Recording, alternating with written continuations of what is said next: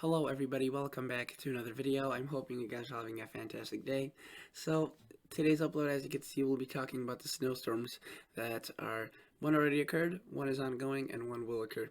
So we're kind of in the middle of this whole snowstorm event. This was a multi-day thing, and finally around this upcoming weekend we should start putting an end to the snow. But the cold air will stick around, and the cold air is really the most remarkable thing about this. The amount of cold air that we are getting is making this whole snowstorm event possible. Some of the locations in Kansas, Wyoming, Colorado, kind of the central southern plains into the west will be breaking records if they haven't already broken records. Just extremely cold air, and along with that we got a bit of precip, so we got snow. Alright, before we get into this, if you guys would like to subscribe, please consider doing so. Subscribe if you like the videos, if you like the channel, and you like what you're seeing. And if you are a returning viewer, liking the video is amazing, so please consider doing so. Thank you. Alright, let's move on with this. So let's start off with the GFS. The newest model one is just coming in as I'm recording this, so the newest data. And let's see what it's showing. Okay, so we are at hour 6 right now. Notice that we have quite a bit of snow, a bit scattered across the plains and into Minnesota, a bit more uniform into Wisconsin, and the western UP of Michigan and into southern Canada. Quite a bit of rain. I know that for my location here in Illinois, Indiana, we got quite a bit of rain, more than expected. Several locations got over 3 inches of rain, but honestly, that's a good thing. We were pretty dry.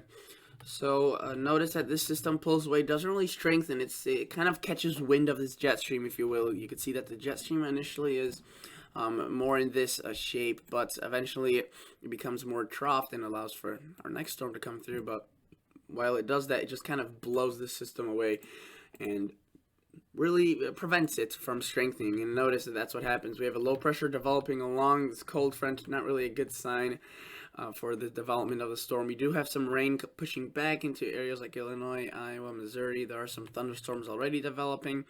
Let me tell you, today we are under the warm front, the warm sector of the storm. It's just so beautiful. It's almost 80 degrees. I walked outside and I was actually stunned at how warm it is. I knew it was going to be warm, just not that warm. It was literally summer. So probably the last nice day of the year in the 70s. Not, there could be a nice day in the 50s, but that at that level of warmth, probably few numbered. But notice we have this system pulling away, dumping quite a bit of snow still across Wisconsin, maybe Minnesota, though mainly it's over across those locations. Into Ontario, into Quebec, you could see it intensifies pretty significantly. Quite a bit of snow may be falling, but mainly rain for the more populated areas. Into the northeast, rain. This system pulls away and moves off into the North Atlantic Ocean.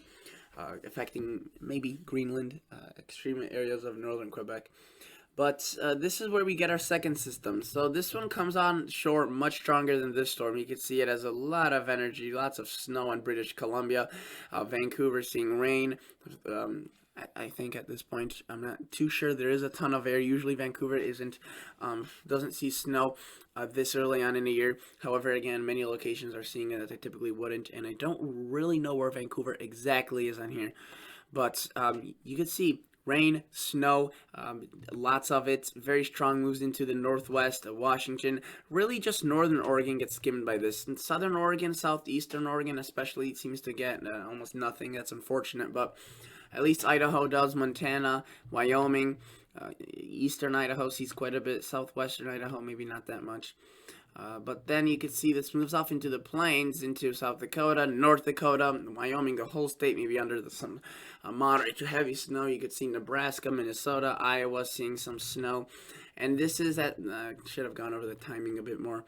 This system moves on shore late tomorrow and into early Saturday. This tracks through the mountains throughout Saturday. So this is Saturday, 2 o'clock in the morning, 7 o'clock in the morning, 2 o'clock in the afternoon, and 7 o'clock in the evening.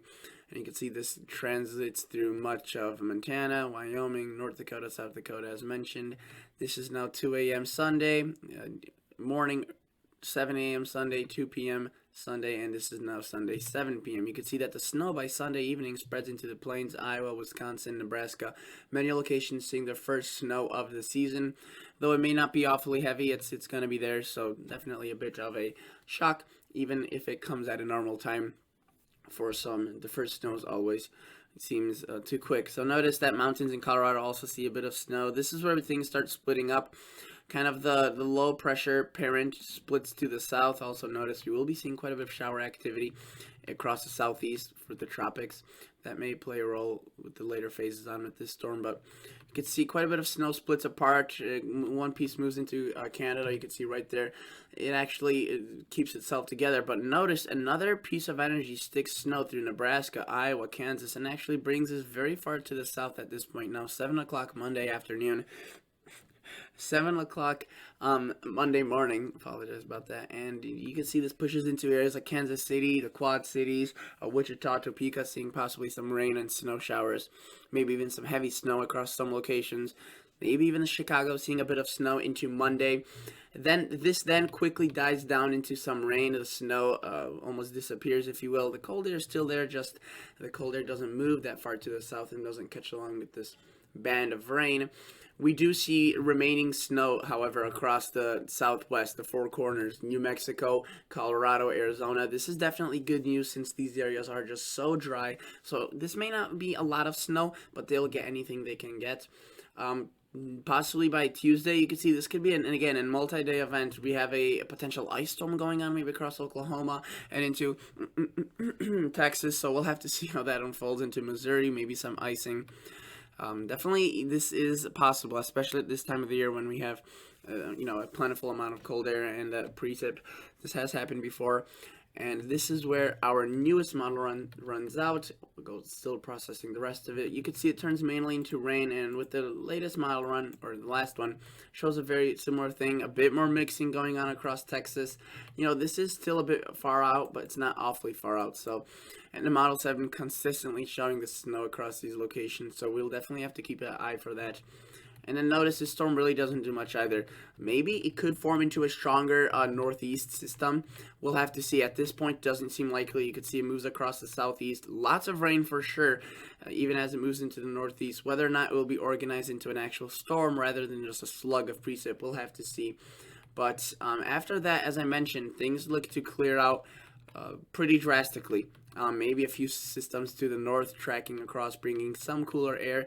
The temperatures will be moderate, sometimes below, sometimes above, and honestly, that does sound very vague, but that's the best I could give at a quick glance. And then maybe a bit of activity, but really just dry. And there is a mention you can see of a stronger storm that's very far out. A lot of these locations seeing almost nothing. And really, that has been consistent with all the other models. Let's take a look at the Canadian model. This is the CMC. So this is the current snowstorm going on. You can see this pushes out into Canada, Quebec, Ontario, seeing quite a bit of snow out of this, depending on where you live. And the southern cities, the larger metropolitan areas closer to the U.S. border, seeing rain. Then we see that, again, that system move on pretty accurately with what the GFS is showing. 7 o'clock or 2 o'clock in the afternoon tomorrow, northwest seeing some snow, Montana, Idaho. Canadian, again, dries out areas like southern Oregon and Idaho, not much rain or precip at all, but to the northwest quite a bit into Wyoming. This moves out into the plains. Again, we have that trend where it moves out and then kind of dissipates. The Canadian brings it a bit further to the south and west, so more rain, possibly even as far to the south and west as Southern California. And look at this, we see that mixed precipitation going on as well. Not as great as what the GFS shows, but the Canadian kind of keeps the system around for a while. Notice we have quite an active pattern to the north with some showers and clipper-like systems scouring the area. But we keep seeing this precip around here resurging and possibly developing into some sort of a northeast system. At this point is better to describe it. Definitely all the models are showing precip across those areas, across the northeast from the system later on in the future, but whether or not they actually do something significant with that is obviously the big question. But again, this is a multi-day event. This storm will start tomorrow and end almost a week from today. So, and then after that, you can see cold air and a bit of activity still goes on.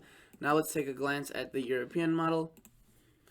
And the European, I just want to say right off the bat, is more similar to what the Canadian is showing rather than the GFS. And that sometimes happens, sometimes doesn't. It's honestly, the European is more with the GFS oftentimes than the Canadian, but it's definitely this time showing more what the Canadian is showing, and I'll explain what I mean by that.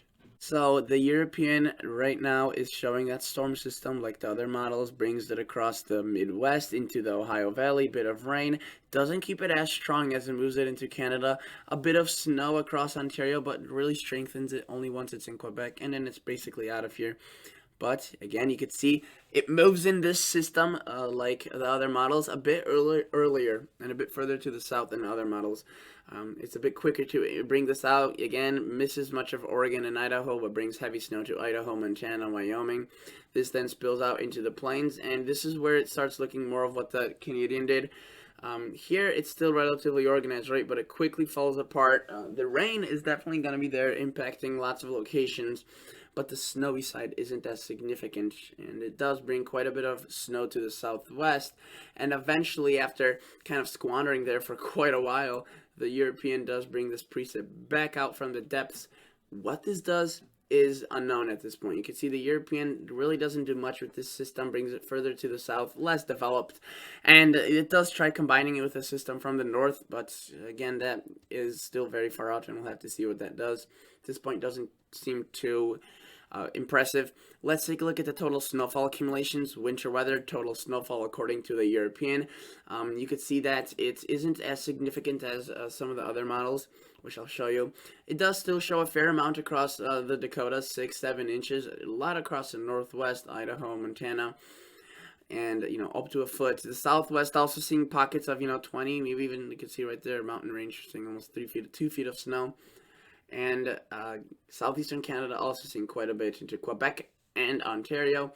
And in the longer range, you can see not much snow gets added on in the U.S., but in southern Canada, quite a bit. So let's take a look at the Canadian. Canadian is pretty similar to what the European is showing, the lighter amounts, if you will. A bit more still across the plains than the European, the Canadian shows, and quite a bit more across the mountains than the European. But similar to the European across the southwest, maybe a bit less, and then it brings a bit more snow further out. Less snow across these areas with the Canadian, and you can see that the European brought a bit more chance of snow here, and the Canadian does bring out quite a bit more across southwestern Canada again. But let's take a glance now at what the GFS showed. This one definitely shows the most amount of snow. You can see it's very widespread. Quite a bit of snow right here to do with that first system across Canada. This is the second system, up to a foot of snow in the higher elevations, not out of the question. Wyoming seeing widespread 4 to 5 to even, Yellowstone area seeing, in the Grand Teton seeing up to a foot of snow. And then here you can see Oklahoma, Texas, Kansas seeing quite a good amount of snow, but this does include sleet. So if you recall, the GFS showed like this ice-like system at one point. And that would probably definitely mix with some of those amounts right there. That would not really fall as snow, but rather as ice. So a lot of those snow amounts that you see across Oklahoma right there aren't really snow, but definitely still shows more than the European across northern Kansas, Missouri, Iowa, and even into Illinois, Wisconsin, and New Mexico, and into Arizona. And that's definitely, you could see still up for grabs which model is more accurate, which one isn't. There is quite a bit of differences between these models. This is the NAM 12KM. It's a higher resolution model. Pretty decent amounts across the northwest like the other models show. But at 84 hours out, it's still not done with this system. And you can see snow is still occurring pretty widespread. The NAM usually does include a bit higher amounts than some other models, but again, it's still a model worthy to look at. And then the HER model, the high resolution rapid refresh, is just 36 hours out on every 6 hours. So this is the additional snow that could still occur across from this first storm. You can see snowing across Minnesota, Wisconsin, dumps quite a bit across this area right here, southeastern Ontario. And there's that first wave, and then almost like a second wave develops. So this could definitely be interesting. We'll have to see how this all folds out. There could be quite a bit of snow across these areas, but you could see it brings an impressive wave into the northwest. So that is definitely something to watch for. Notice total snowfall just from that system alone across some of these locations could be approaching a foot. Maybe even as much as 4 to 6 inches still possible across the UP and Wisconsin with the system we have going on right now. And with the new one, as of 36 hours, we could already be looking at 1 foot plus amounts across the northwest. I just want to quickly glance at the extremely cold temperatures that may be in play with, in general, just in the long term or short to medium term, you could see very, very chilly, especially following that system. It does get broken up by some warm air, though, but we'll have to see how that all plays out. As of now, it's still up for grabs, but quite a bit of snow is on its way, and this is what the radar looks like. I wanted to show you this earlier, but I failed, but here it is. You can see lots of rain going on, thunderstorms. Let's remove that winter storm overlay because that is just hurting the eyes. I don't want to see that. Let's go back up and see this. So notice the snow, as I mentioned, is scattered, but where it is falling, it's pretty intense. And if we were to play this into motion, take this through time, you could see that it's obviously south to or southwest to northeast orientation. Quite a bit of rain, especially around the Green Bay area where these storms are training over similar locations, and you can see a new area of precip is developing and moving into the UP. Minnesota still seeing some snow. They already got general 1 foot plus amounts across the Dakotas, and you can see that on the snowfall report. So that's definitely interesting, and we'll have to see how this unfolds. But that's basically it for today's video. Thank you so much for watching, and I'll catch you all guys on the next episode. See ya.